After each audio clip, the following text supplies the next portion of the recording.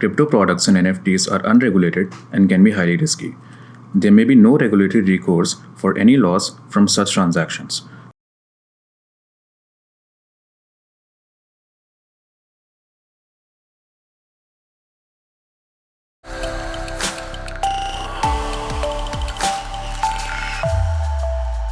Hello and welcome to ET Markets Crypto TV. I'm Malik.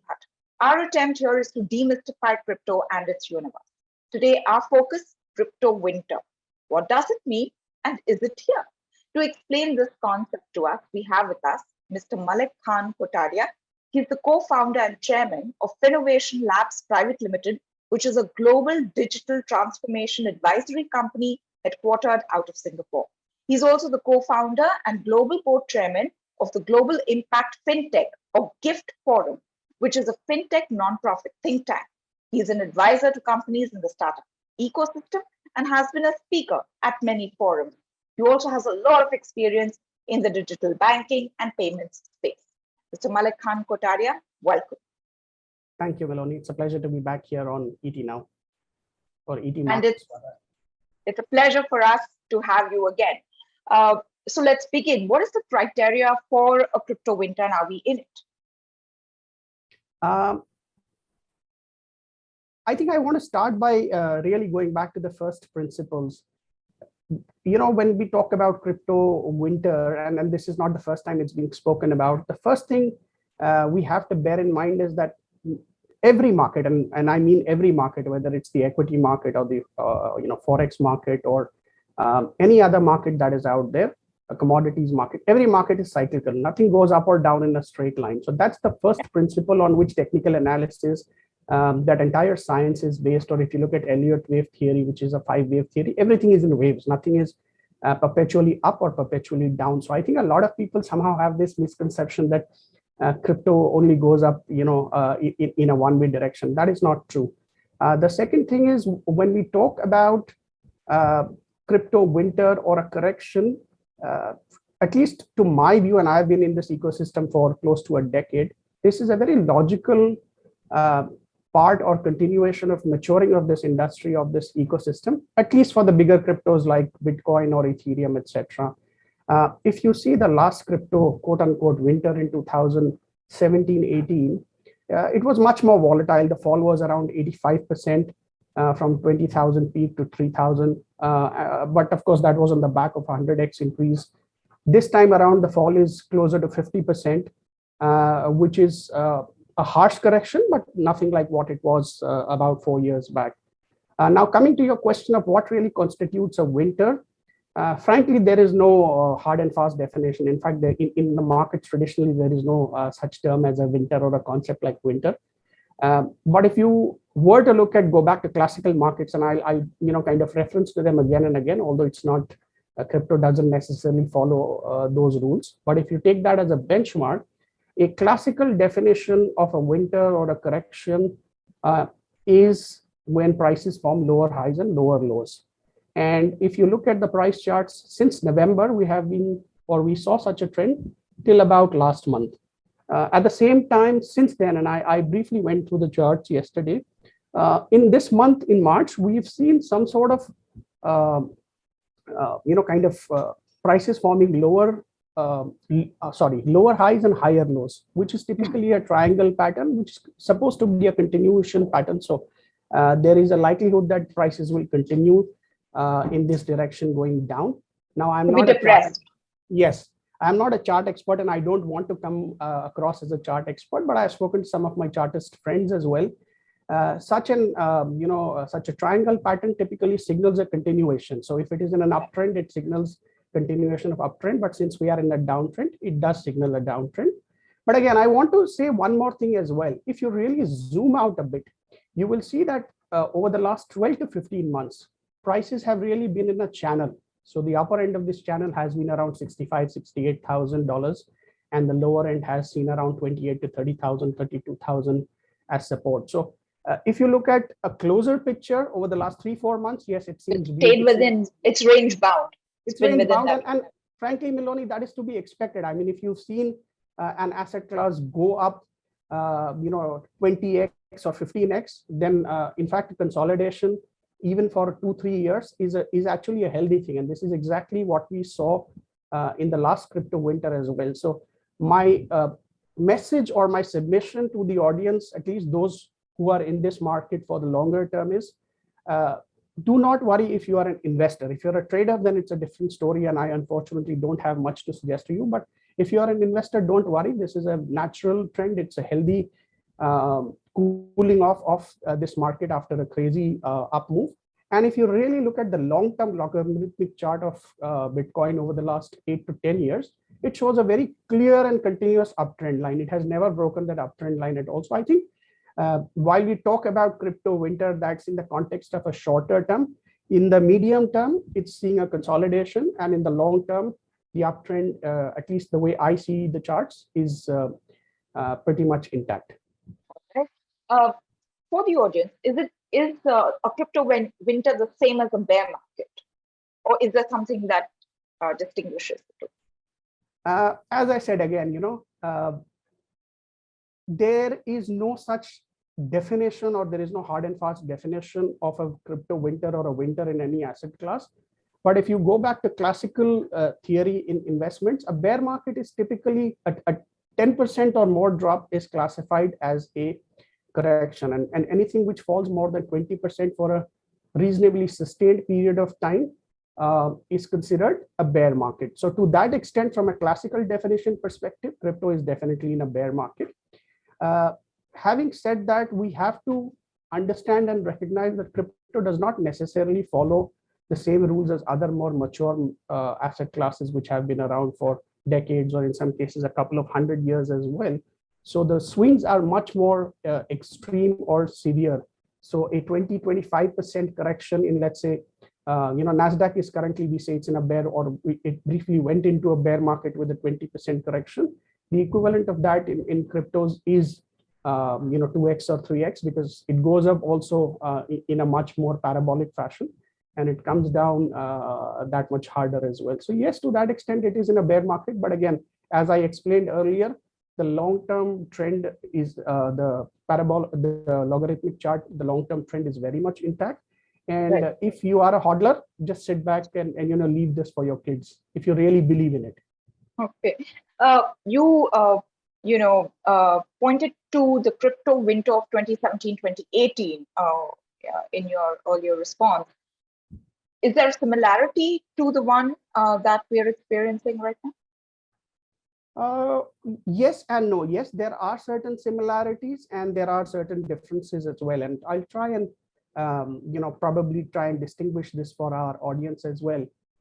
Firstly, as I said, every market, including crypto, moves in cycles. It's a very natural thing. So one has to take that in their stride. There is nothing called as a continuous up, and especially something that goes up parabolic. I also explained that the movements in crypto are much more amplified, because if you go up 100x or if you go up 20x, then your technical indicators are clearly in the extreme overbought territory. So the correction or the cooling has to happen. This is from a technical charts perspective. But if you look at the differences, if you look at the up move till 2017 from 2014-15, it went up 100x. It literally went up 100x from 200 to 20,000. Whereas this time it went up something like 20x from about 3,000-4,000 at the bottom that it kind of found its support at, all the way to about 65,000. So one is clearly, to me, this is a sign of maturity of the industry. The swings are not as volatile. In fact, what happened in 2016, 17, 18 reminded many of us, and that's the advantage of gray hair, Milonis. Some of us have seen the dot-com bubble of 97, 98, 99, and the huge crash in 2000, 2001. So it reminded us pretty much of that. And I have been, as you rightly pointed out in my intro, I have been fortunate to speak at most of the leading crypto conferences over the past years all across the world. So that also gives me the opportunity and the perspective to see the mood of the community all over the world. But you also get to meet all kinds of people, some interesting, some unsavory. So the first thing I saw is in that period, whenever you would go and speak at an event, and then you had your lunch break or coffee breaks, absolutely unimpressive people or even suspect people will come up to you and say, hey, we have this white paper and we are raising $50 million. And I kid you not, I'm not exaggerating. Anything less than $50 million, nobody was even talking about. And I still remember a platform which was newly launched in that period called IOTA. One of its ICOs raised $4 billion without anything being there, just as a new platform being launched. So the first difference then was this was, apart from the technicals of being in extreme territory, this was a bubble which was really not based on too much fundamental, but the promise of the technology, or the promise of the technology combined with too much speculation and too much hype. There was this whole ICO mania, and many of us have seen that 95% of these ICOs have now disappeared. And there were studies done which perhaps are a little controversial, which say that up to 75% of these projects were actually suspect projects. There was pump and dump, there was Ponzi schemes, there were rampant scams. Yeah, and there was, largely there was very poor concept of controls in the industry and near absolute compliance. So if you compare this to what happened in this round, it's qualitatively different. The crypto exchanges are much more mature. The platforms are now actually seeing activity. There is institutional money coming in. There is much more recognition. And I must say it's a welcome change to see at least the leading crypto platforms and exchanges actually advertising or hiring chief compliance officers. So qualitatively, while from a chart perspective, it may seem that, wow, it's gone up parabolically and now it's crashed. There is a qualitative difference in how the industry has matured, and it's a welcome sign. I mean, it's a natural evolution and progression of the market. There are many who would say that all said and done, this industry is just a decade old, so give it some more time. All right. Since you mentioned the .com bubble, there are many skeptics, who are sitting back and saying this holding pattern of crypto, which is range bound, that is really the indication that crypto is a bubble. What would you say to those? It's an excellent question, and Meloni, it's interesting. And I'm also, apart from my other hats, I'm also a professor of fintech. So I also teach students at various B schools and universities. And when I teach them about the key drivers, there are some fundamental or foundational technologies which are driving digital transformation over the last decade and will continue over the next decade or so. And we call it the ABCD, which is AI, blockchain, cloud, or cloud plus crowd, and D, of course, is for data. But if you look at the A, C, and D, these are taken, people evaluate them, experts work on them in a very clinical, objective manner, that it is a technology, it has its challenges, AI has its own challenges in terms of ethics, etc. But it's only in blockchain and crypto that there is this whole almost cultish, kind of a view. Skepticism. It's actually very polarizing. I won't say skepticism, it's like a cult. So the believers are like, they believe in it like religion, and the skeptics are extreme skeptics. So, when you talk about a bubble, you will see people who swear by it and call it the greatest disruption in the financial services industry since the foundation of modern banking from the time of the Medicis. And then you have very, very renowned economists like Nouriel Roubini, whom I've had the pleasure of sharing the stage with, who on stage call it nothing but a scam and absolute zero. And there are others as well. My own view is a little bit nuanced, as I said, and I would actually go by, I have my own parameters. So there is a lot of talk in this industry about controls compliance, which I have also alluded to, which talks about KYC getting strengthened, etc. But I also say that one should focus, and at least investors should focus on KYI, or know your investment. And there isn't much talk about this at all. And I just leave your audience with 4 parameters, which I would typically suggest or use. And I call it the 4 V's. Again, people have to do their own due diligence. Don't take me or anything that any of the experts say at face value. But this is just think of it as just a math.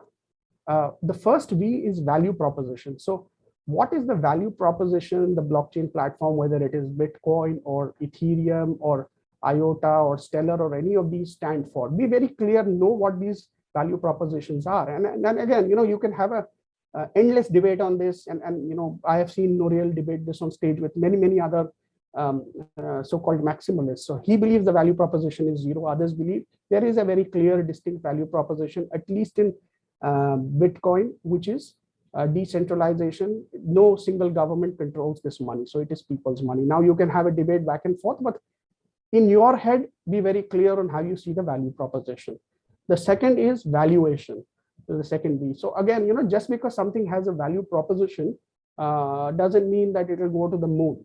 You have to be very realistic about valuations. And I gave this example of the ICO bubble when nobody was quoting less than 50 million. People were raising $50 million on what? On a white paper of 10 pages. Now, to my mind, that is the absolute epitome of near failure. I won't say everything failed, but it suggests that there isn't a seriousness, robustness, discipline in this industry.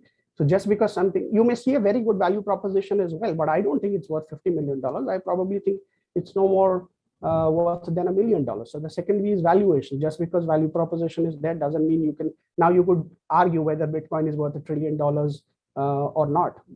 But again, that's how you have to evaluate it. The third is value or volume. How much actual transactions are being generated? And again, that is a matter of debate. Some people say that Bitcoin has completely drifted from its original ethos or what was in Satoshi's white paper of people's money. It's no longer even money. It's now just become an asset class like DigiGold or eGold. And the fourth is velocity of growth. I think most people are just betting on the last point, which is velocity of growth, because they see a lot of growth here. But I would probably say that if one has to evaluate, you have to evaluate holistically based on all these four V's. And on that, you can, derive your own conclusions, whether it is an absolute bubble scam worth zero, nothing but bits and bytes, or you can think it is the greatest disruption or invention in banking since, the 15th or 14th or 15th century. So the jury is out, but you should have a scientific method of doing it. What are your own views on it? My views are somewhere in the middle, Miloni. It's nuanced. I would say I don't believe that all cryptos are here to stay. And I lean towards the side of being a slight skeptic, but I won't say it is zero. I mean, I have seen the power and the value of communities over the last couple of years. It has only been reinforced, and it's not just in crypto anymore. We saw this happening in main Wall Street as well, with meme stocks, etc. Now you can say, an army of a million young people on Reddit cannot change the way the markets work. But everything from social media onwards over the last 10 to 15 years has been driven by community. So I'm not one to underestimate the impact of communities. I'm also not one to ever bet against technology, because as you said, and I was there in the thick of it as a failed .com entrepreneur about 25 years back. 25 years later, .com and internet has changed the world fundamentally. So it held on to its promise. Perhaps valuations run ahead of themselves, but there is every likelihood. And I always believe, Meloni, that one should not say, hey, what's going to happen in the next 6 months, 3 months, 12 months, or even 24 months. If I have to take a view of technology and whether it is hype, passing fad, or something which will genuinely change the way our lives or organizations work, I would at least take a decade's worth of view. I mean, there's this famous saying called Amara's Law in Silicon Valley, which says that we tend to overestimate the impact of technology in the short term, but we underestimate it in the long term. So my question is, where will this space be in 2035? And the World Economic Forum has come up with some studies. Again, you can take it with a pinch or a handful of salt, which says that 10% of the global GDP will be on blockchain. Whatever, they had quoted 2026 and 2028. Even if you take 2035, and if 10% of the global GDP does come on blockchain, that's huge. And finally, I am less enthused personally, and this is a very personal take. I'm not really an active investor at all in this space. I'm less enthused by anything which is speculative in nature. I'm much more enthused by the underlying technology and what it can do or what it is doing for societies, for organizational transformation, even government. So I have been fortunate to be an advisor on several projects by the government. We are working with the Digital Euro Association. GIFT is doing an MOU with them. So on CBDCs, on how governments are implementing public goods, through blockchain, digital identity, privacy management, aid disbursement, direct benefit transfers. So those are areas which really interest me much more. And I'm seeing action in that. I mean, it's not magical. It's not going to change the world overnight. But if you give it 10 to 15 years, it does. Social development and transformation using blockchain. Even organizational. I mean, it's not even all social. Even capitalism, it is changing, but you have to give any such technology time. Okay. Going back to our discussion on the crypto bear market, how can investors recognize the onset of a crypto bear market? Signs to watch out for, and an addendum to that is, do the crypto booms and the crypto winters mirror the bulls and bear markets, bulls and bears of the equity market? Okay, so as I have said, if you look at the classical definition, we are in a crypto bear market. But if you zoom out, then the long term is pretty much intact. So if you take a 10-year perspective, then there is no doubt till Bitcoin breaks that, we are pretty much in a long-term uptrend.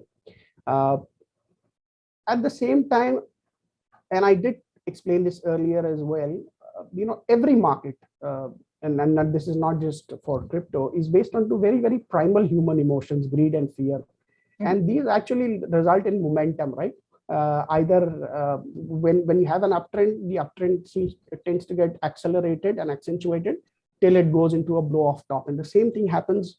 They say typically the end of a bear market is recognized by the fact that there is capitulation. And the day people stop asking this question, should I invest in Bitcoin or should I invest in crypto?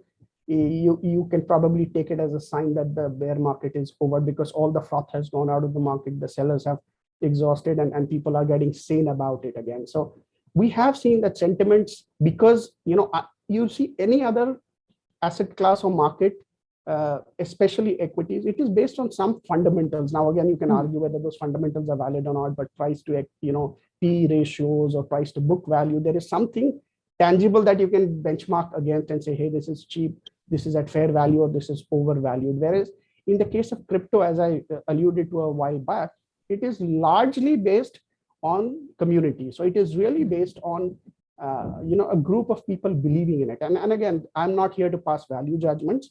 There is a bunch of people who say, the skeptics will say this is the greater fool's theory. At the end of the day, the last man standing is the greatest fool. As long as you have a greater fool, this market will continue to be in a bubble. And there are others who believe the other way as well. But what we have seen, as I said, there is a role of communities, and you cannot underestimate it. But it does tend to get accentuated in the crypto market because the snowballing is much more extreme, and that's why we are seeing this correction. But if I had to zoom out over the last 6 to 7 years, where Bitcoin is currently finding support, and the fact that serious institutional money has come in and continues to come in and has not really started calling it trash despite this correction, is a very healthy sign that at least the larger cryptos in this industry are maturing, and people are not as skeptical per se about these as asset classes. You can argue again, till the cows come home on whether there is real value or it is just notional value. But whatever, investors, institutional investors as well, seem to find a certain value in it. So as long as that is there, that will over the long term continue. So I think one has to be patient in it, and I genuinely believe if you believe in it, don't worry about these ups and downs. These are a natural part of the market cyclicality. Just hodl and keep it there. This anxiety comes in when most of the people are chasing FOMO, fear of missing out. They don't even know what they're investing in. And sadly, I'm sure most of the people, the 30 million odd people or so, whatever they quote the number, who are investors of this in India, probably 95 or 99% of them don't even know what they're investing in. That is where anxiety comes in. If you believe, you will hold this forever. I've seen enough of these hodlers, even at the absolute rock bottom of sentiments in 2017 and 18, who said, I'm not going to sell it. And today, they are laughing all the way to the bank. Yeah. But for the other question, does it mirror the bears and bulls equity market? The larger ones, as I said, they do. At least if you go to the technical charts, you can see some patterns. Like in Bitcoin, I was able to derive it, and my other chartist friends are able to. And then you have to also, kind of complement it with on-chain data, etc. as well. To that extent, it does mirror, but as I said, it's not a one-on-one correlation. It's really if you have and what we would call it as beta. The beta is extremely high here in crypto. There is another interesting thing, Meloni, that I wanted to quote for the benefit of your audience. One of my friends and former colleagues from Citibank, he is now the head of equity research in Citi. They have come up with a report a while back, and I was chatting with him about this in great length because we are both, we like to go into the details and cut through the noise. His, if you talk to the crypto maximalists, or especially in Bitcoin, there is this prevalent notion that Bitcoin and cryptos, because it's a deflationary asset, is a hedge against inflation, against rampant money supply, etc. Whereas this study by my friend from Citi showed very clearly, and this is based on data, so this is not a belief system, that there is almost a 90% correlation between crypto price movements and M2 money supply, and around a similar 89% or so correlation between crypto price movements and the equity market. So to that extent, yes, it is. We can safely say it does mirror, and the hypothesis or the belief system that this is a hedge against inflation has been decisively broken. You alluded to a few crypto acronyms. It's my turn to do so now. So these terms FUD and FED in crypto, could you explain what they are and to what extent do they impact, if they do at all, a crypto winter? Sorry, can you repeat that? You said FUD and FED. Okay, so FUD and Fed. Okay, Fed. That's a great question. I would put it this way. One of these acronyms has a real monetary and economic impact, while the other is largely about emotions. So coming back to Fed. Fed obviously stands for the Federal Reserve, which is the US central bank. And over the past few years, even decades, has been perhaps the single most important driver of US markets and therefore global markets. We know that Fed sets the monetary policy and therefore money supply, and thus controls interest rates in its effort to manage inflation and its employment goals. What we saw, because the pandemic was a black swan event and something that really shook the global markets, we saw the steepest 30% plus correction in the history of the Dow Jones and S&P in March of 2020. So obviously the Fed swung into action, and it opened the tap very aggressively. It increased its balance sheet by an unprecedented amount, and I think at the peak it had gone to $6 or $7 trillion. In simple terms, it means that it printed a lot of new money entering the system. Of course, it doesn't really print; it's all electronic debit and credit entries into the banking system. But it pumped in a lot of money and new liquidity into the system. Of course, the idea of the Fed was to support individuals who are out of work at that time, or businesses who were struggling with liquidity and credit problems. Obviously, not all of the money, or even a large part of that money, did not go into Main Street, but went into Wall Street, which is why we saw that mind-blowing rally in the USA. Despite the worst pandemic in our lifetime and such a black swan event, we saw the S&P go up from 2,100 to 4,800 in less than 2 years, at a time when the world was still struggling with many pandemic waves and supply chain issues. But again, there are always two sides to a coin, as we understand. Since so much money entered the system, and we still have supply chain bottlenecks, which is again getting accentuated by the COVID pandemic wave in China and this whole conflict which is happening in Ukraine. We've seen a massive inflation, and now because of Ukraine, oil prices are also jumping, so the inflation is going up. It's a record inflation in the US. I mean, I've spoken to my friends and former colleagues there. They cannot believe the kind of inflation they are seeing. 8, 10, 12, 15, 20% is not what they're used to. Perhaps in India, some of us grew up with such inflation and we kind of at least can swallow it, but it's not natural for them. And this inflation is obviously impacting both essential goods and services and also risk assets. That's why we've seen the S&P go up so much. And that was also the reason why Bitcoin and crypto kind of mirrored that rally. As I said, there is a 90% correlation to M2 money supply. Now, of course, the Fed is acting, they are stepping on the brakes, and they're shutting the tap, and they're going in the opposite direction to control this runaway inflation.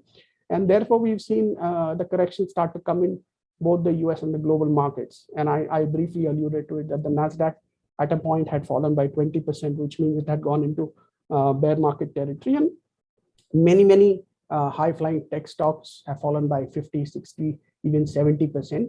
And that's the reason why crypto, to my mind, mirroring that movement, have fallen, and Bitcoin has fallen by 50% as well. It's kind of mirroring risk assets. And when the Fed opens the tap, everything goes up. When the Fed starts shutting the tap, everything starts coming down. So that's the real impact of the Fed. As I said, it's about money supply and classical economics. FUD, on the other hand, is the acronym for fear, uncertainty, and doubt. And I kind of alluded to it repeatedly that unlike other asset classes, cryptos are driven more intensely by emotions, and therefore the swings are much more extreme.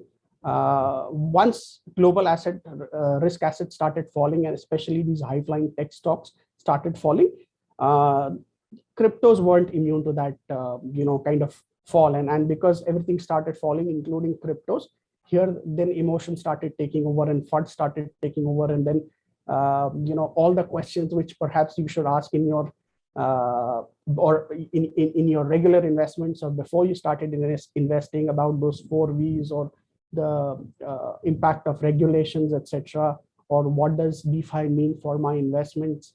Those questions were never asked. And now, because sentiments start moving from extreme bullishness and, hey, this is the ultimate gold mine, to, hey, is this even real? People swing from one extreme to the other.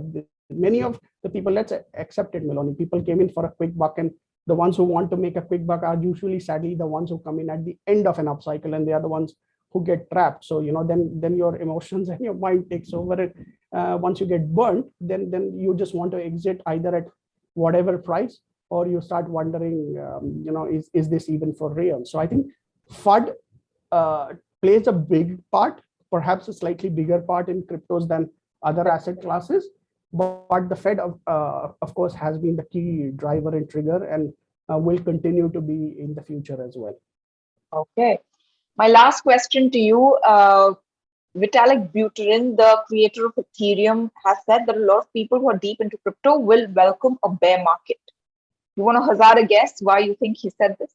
Yeah, absolutely. And again, I'm not one to speak for Vitalik, although I've had the opportunity to share the stage with him. But this is based on my assessment of something that he and many other industry experts and leaders have been saying consistently. So this is not the first time he said it. Even in 2017-18, he had said it, and as did Charles Hoskinson and others. The idea is the ones who really want to transform this industry and build something meaningful, valuable, viable, sustainable, scalable, are not here into this thing for speculation. Of course, they've become billionaires, and we know, CZ and others have become super rich in the process as well. But they are driven by something. At least we believe so, that they are driven by this desire to create and change the ecosystem, if not the world. And this again is not unprecedented. I'll go back to the .com bubble and crash. After the big crash in 2000 and 2001, this is exactly the sentiment that was there in the internet industry, that, hey, this is a promise. This was all hype. So many of these unicorns in that era, completely 95%, same thing happened over there. Also 95% of the .com companies, which had become multi-billion-dollar companies, went out of business overnight.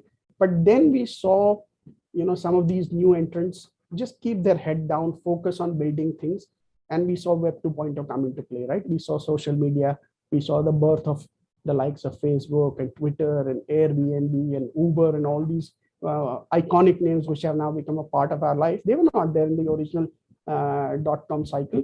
Similarly, if you look at the 2017-18 crypto winter, it was largely about Bitcoin and Ethereum. It's only after that so many of these new platforms started coming in, focusing on the real tangible questions in this ecosystem about speed, scalability, gas fees, usage, simplicity of customer experience, controls and compliance, regulations, KYC, all the right questions which needed to be asked. So it's actually very healthy. It's a cleaning up of the system, if one were to say so. This cleansing leads to people, at least the ones who are serious about this, focusing on the right questions. And it's usually always in these so-called bear markets or winter markets that some of the best products or platforms are created. It's not unique to crypto. It's not the first time it's happening in crypto, and I'm sure in the future as well we'll see. When the froth is removed from the market, then you start focusing on the right questions. All right. So clearly, what I understand from you is that the message must be one of education, must address the cons of the technology along with the pros, and also the formidable obstacles that it faces when it comes to, say, security, efficiency, and also in terms of scaling. Malik Khan, Kotadia, thank you so very much for your time and for your expertise today. The pleasure was mine. Thank you, Melanie. I truly enjoyed it. Crypto products and NFTs are unregulated and can be highly risky. There may be no regulatory recourse for any loss from such transactions.